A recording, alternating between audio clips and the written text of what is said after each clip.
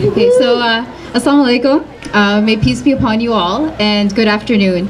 I'm so thrilled to see so many faces here, so many ages, so many cultures, everybody here.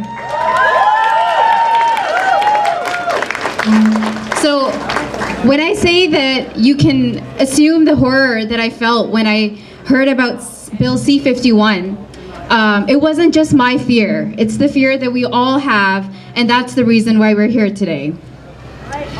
The bill, though it is Anti-Terrorism Act, it changes its wording, as mentioned previously, from people who will commit to people who may. And that just about puts everybody underneath the radar. That puts Muslims, Hindus, Sikhs, Aboriginals, environmental groups, healthcare groups, anybody who doesn't want what the status quo is saying, anybody who wants to bring about a change, anybody who wants to fight for what our rights and freedoms say that are enshrined in our charter, which is being violated. It's going against, it goes against what we want. It goes against what our building blocks of Canada are. And this has happened briefly before. In 1970, where some of you might remember, where Prime Minister Pierre Trudeau put in action the War Measures Act, just hours after that act was put in place, 3,000 searches, 497 people were detained without due process.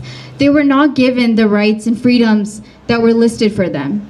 They were held for weeks, and they were all released without any charges because they had done nothing wrong. They were just speculated, and and Pierre Trudeau put it in action because 2 government officials were killed by the FLQ.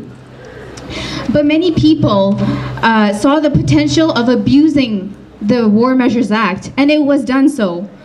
The mayor of Vancouver threatened to use the crisis as an opportunity to run hippies out of town. CBC self-centered its programming and fired 1 journalist for reporting on the FLQ.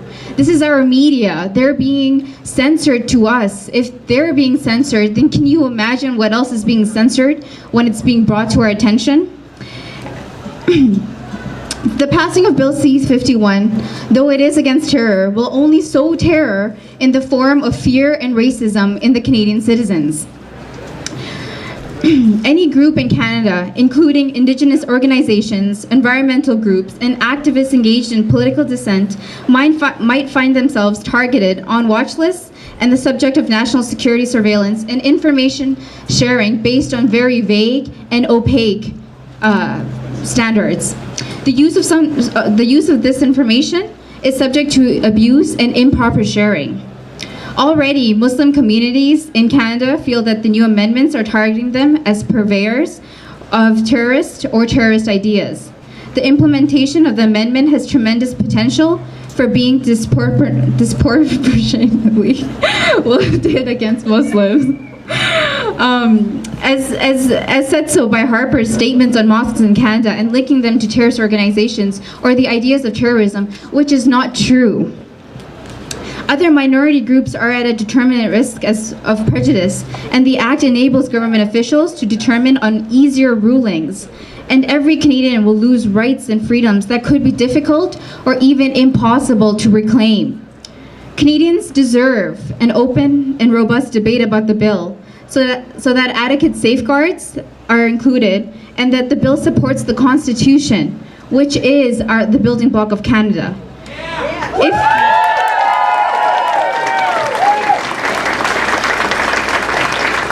If we are afraid that our rights and freedoms are being threatened, then removing these rights and freedoms ourselves creates the very situation that we're so afraid of.